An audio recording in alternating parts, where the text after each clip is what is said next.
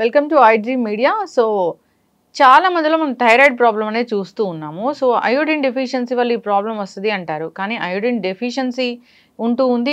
Iodised salt వాడుతున్నా కానీ మరి ఏంటి దీని గురించిన పూర్తి వివరాలు తెలుసుకుందాం. ఈరోజు మనతో పాటు ఉన్నారు ప్రముఖ ఆయుర్వేద వైద్య నిపుణులు డాక్టర్ మధుసూదన్ శర్మ గారు. డాక్టర్ గారు నమస్తే అండి. థైరాయిడ్ అంటే ఒకప్పుడు ఎక్కడెక్కడో ఉండేది, కానీ ఇప్పుడు అందరి ఇళ్లలో ఒక థైరాయిడ్ పేషెంట్ ఉన్నాను. చిన్నపిల్లలు అయితే ఎక్కువగా థైరాయిడ్ ఇష్యూస్ అనేవి మనం చూస్తూ ఉన్నాము. సో అన్ని రకాల జాగ్రత్తలు తీసుకుంటాము, అయోడైజర్ సాల్టే వాడతాము, అయినా కానీ థైరాయిడ్ ఇష్యూ ఉంటుంది. ఎందుకంటారు? చాలా మంచి ప్రశ్న మేడం. ఈ రోజుల్లో థైరాయిడ్ సమస్యతో బాధపడేటువంటి వాళ్ళు విపరీతంగా పెరిగిపోతున్నారు మేడం. మీరు అన్నట్లు ప్రతి ఇంట్లో అయోడైజర్ సాల్ట్ వాడుతున్నారు, అయినప్పటికీ థైరాయిడ్ సమస్యలు తగ్గడం లేదు, కొత్తగా వస్తున్నాయి. సో దీని గురించి బ్రీఫ్గా చెప్తాను చూడండి. అసలు థైరాయిడ్ గ్రంథి పనిచేయాలంటే అయోడిన్ అవసరం. ఇప్పుడు ఏ విధంగా అయితే పంచదార తయారీకి, బెల్లం తయారీకి ముడి సరుకుగా చెరుకు ఏ విధంగా వాడుకుంటారో, అదేవిధంగా థైరాయిడ్ గ్రంథి హార్మోన్స్ ఉత్పత్తి కావాలంటే అయోడిన్ అనేది అవసరం. సర్వసాధారణంగా మనం తీసుకునేటువంటి వివిధ రకాలైనటువంటి దైనందిన జీవితంలో తీసుకునేటువంటి వివిధ రకాలైనటువంటి ఆహార పదార్థాల్లో ఈ యొక్క అయోడిన్ ఉంటుంది మేడం. ఉదాహరణకి మనకి ప్రతిరోజుకి 140 mcg అంటే 140 మిల్లీ మైక్రోగ్రామ్స్ అయోడిన్ కావాలి. మనం తీసుకునే ఆహార పదార్థాలు ఉంటుంది. ఉదాహరణకి ఈ పాలల్లో 34 mcg ఉంటుంది, పెరుగులో 46 mcg మైక్రోగ్రామ్స్ అయోడిన్ ఉంటుంది. అదేవిధంగా సోయాబీన్స్, అందులో 7 మైక్రోగ్రామ్స్ అయోడిన్ ఉంటుంది. ఇట్లా ఇతర పదార్థాలు కొంత అటు ఇటుగా అయోడిన్ ఉంటుంది మేడం. ఇంచుమించు ఎక్కువ పదార్థాలు అయోడిన్ ఉంటుంది. రెండోది ఏమంటే ఇప్పుడు నదీ జలాల్లో కూడా దాదాపు 10 to 20 మైక్రోగ్రామ్స్, సముద్ర జలాల్లో 20 to 40 మైక్రోగ్రామ్స్ ఈ యొక్క అయోడిన్ ఉంటుంది మేడం. సర్వసాధారణంగా సరిపోతుంది. కానీ ఇక్కడ మీకు ఒక సందేహం వస్తుంది, మరి ఎందుకు డాక్టర్ గారు ఇలా థైరాయిడ్కి అయోడిన్ వాడకం జరిగిందని చెప్పేసి. యాక్చువల్గా ఏంటంటే మేడం, మనం కొంత చరిత్ర బ్యాక్ వెళితే పూర్వకాలంలో ఈ రోడ్ల వసతులు, రవాణా వసతులు, తర్వాత ఇలాంటివి లేనప్పుడు ఏంటంటే ఎక్కడ ఉన్నటువంటి ప్రజలు అక్కడ పండేటువంటి ఆ యొక్క ఆహార పదార్థాలతోనే వాళ్ళు జీవనం గడిపేవాళ్ళు. సో ఆ భూముల్లో ఈ యొక్క అయోడిన్ శాతం తక్కువ ఉండడం చేత ఆ భూముల్లో పండేటువంటి పంటలుతో వాళ్ళ ఆహార పదార్థాలు తీసుకొని వాడుకోవడం చేత అయోడిన్ డిఫిషియన్సీ వచ్చేది అక్కడ. ఇవన్నీ గమనించేసేసి వీళ్ళు ఏం చేశారంటే గవర్నమెంట్ వాళ్ళు, సరే వాళ్ళకి ఆ విధంగా వచ్చింది కదా, ప్రజలందరికీ కూడా అయోడిన్ కలిగినటువంటి పద్ధతిలో మనం అందుబాటు చేస్తే బాగుంటుంది అనేటువంటి సత్సంకల్పంతో సాల్ట్ అయితే అందరూ వాడతారు కాబట్టి సాల్ట్లో అయోడిన్ కలిపేసి అయోడైజ్డ్ సాల్ట్ అనే రూపంలో మొత్తం దేశానికి అంతా సప్లై చేయడం జరుగుతుంది మేడం. కొన్ని అనుభవాల రీత్యా మేధావులు, విజ్ఞానవంతులు, సైంటిస్టులు, డాక్టర్సు అనేక రకాల అనుభవాలతో వీళ్ళు గ్రహించింది ఏంటంటే కేవలము అయోడైజ్డ్ సాల్ట్ వాడుకున్నంత మాత్రమే థైరాయిడ్ సమస్య తగ్గదు, రాకుండా ఉండదు.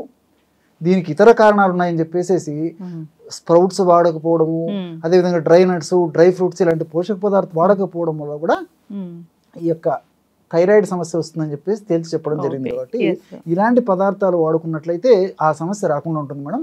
సో అయోడైజ్డ్ సాల్ట్ వాడుకోవాలి, అలా అని చెప్పేసి కేవలం దాని మీదనే డిపెండ్ కాకుండా పోషకాహారం కూడా తీసుకోవాలి మేడం. ఈ డ్రై ఫ్రూట్స్ అనగానే చాలా గుర్తొస్తూ ఉంటాయి, చాలా ఎక్కువగానే అన్ని తీసుకుంటూ ఉంటాము.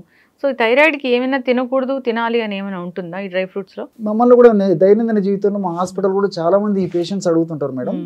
యాక్చువల్గా కొన్ని డ్రై నట్స్ మంచివి, కొన్ని డ్రై నట్స్ మంచివి కాదు.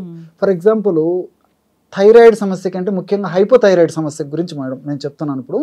సో బ్రెజిల్ నట్స్ చాలా మంచివి, పంప్కిన్ సీడ్ చాలా మంచివి. సో బ్రెజిల్ నట్స్ మంచివి ఎందుకంటే బ్రెజిల్ నట్స్లో ఈ సెలీనియం అనేటువంటి ఒక పోషకాంశం బాగుంటుంది మేడం. సెలీనియం ఉన్నటువంటి పోషకాంశం ఉన్నటువంటి అలాంటి బ్రెజిల్ నట్స్ని వాడుకోవడం వల్ల థైరాయిడ్ గ్రంథి స్టిమ్యులేషన్ బాగా జరిగేసేసి థైరాయిడ్ హార్మోన్స్ ఉత్పత్తి బాగా జరుగుతాయి. 100 గ్రాముల ఈ యొక్క బ్రెజిల్ నట్స్లో 1940 మైక్రోగ్రామ్స్ ఈ యొక్క సెలీనియం ఉంటుంది మేడం. అట్లే పంప్కిన్ సీడ్స్లో జింక్ ఎక్కువ ఉంటుంది. సో 100 గ్రాములు ఈ యొక్క పంప్కిన్ సీడ్స్లో దాదాపు 9 గ్రాముల వరకు ఈ యొక్క జింక్ ఉంటుంది మేడం. సో జింక్ కూడా థైరాయిడ్ స్టిమ్యులేట్ చేసేదానికి ఉపయోగపడుతుంది, థైరాయిడ్ గ్రంథి హార్మోన్స్ సక్రమంగా బాగా ఉత్పత్తి చేసేందుకు ఉపయోగపడుతుంది మేడం. కాబట్టి బ్రెజిల్ నట్స్, తర్వాత పంప్కిన్ సీడ్స్ ఇలాంటి వాళ్ళు బాగా వాడుకోవాలి మేడం. బ్రెజిల్ నట్స్ కూడా కొంత ఖరీదు ఉంటాయి, కానీ రెండోది ఏంటంటే దాంట్లో ఫ్యాట్ ఎక్కువ ఉంటుంది మేడం. కాబట్టి మహా అంటే 3-4 మ్యాక్సిమం 5 కంటే ఎక్కువ వాడలేరు. బ్రెజిల్ నట్స్ వాడేటప్పుడు కూడా కనీసం 12 గంటల సేపు నానబెట్టి తీసుకోవాలి మేడం.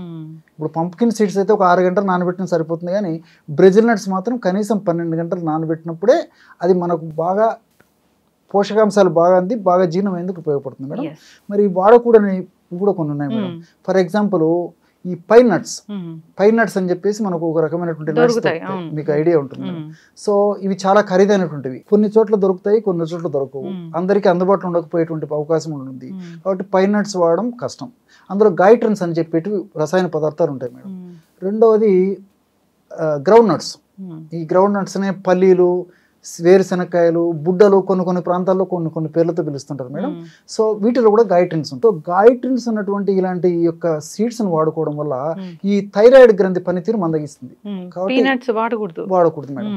సో ఇవి వాడుకోకూడదు, గ్రౌండ్ నట్స్ కూడా వాడుకోకూడదు. చాలా మందికి తెలియదు మేడం. సో ఇలాంటివి ఎంత అవాయిడ్ చేస్తే అంత మంచిది మేడం. ఇలాంటి పదార్థాలు వాడుకోవడం వల్ల గైట్రిన్స్ ఉన్నటువంటి పదార్థాలు దేహంలో థైరాయిడ్ గ్రంథి సరిగా పనిచేయకుండా చేస్తాయి. కాబట్టి అలాంటి పదార్థాలను విస్మరించేసేసి నేను చెప్పినట్లు బ్రెజిల్ నట్స్, పంప్కిన్ సీడ్స్, మిగతావన్నీ వాడుకోవచ్చు మేడం. థైరాయిడ్ వచ్చింది అంటే ఆయుర్వేద పరంగా దీన్ని ఎలా తగ్గిస్తారు?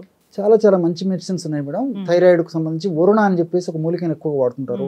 తర్వాత కాంచనార, దీన్ని దేవకాంచనం చెట్టుతో తయారు చేసినటువంటి పదార్థాలు వాడుతుంటారు. ఇలాంటివన్నీ కాంచనార గుగ్గులు అనేటువంటి పేరుతో మనకు మార్కెట్లో దొరుకుతాయి మేడం. టాబ్లెట్స్ రూపంలో దొరుకుతాయి. సమస్య తీవ్రంగా ఉంటే రోజు 3 పూటలు వాడుకోవచ్చు మేడం థైరాయిడ్ సమస్యకి.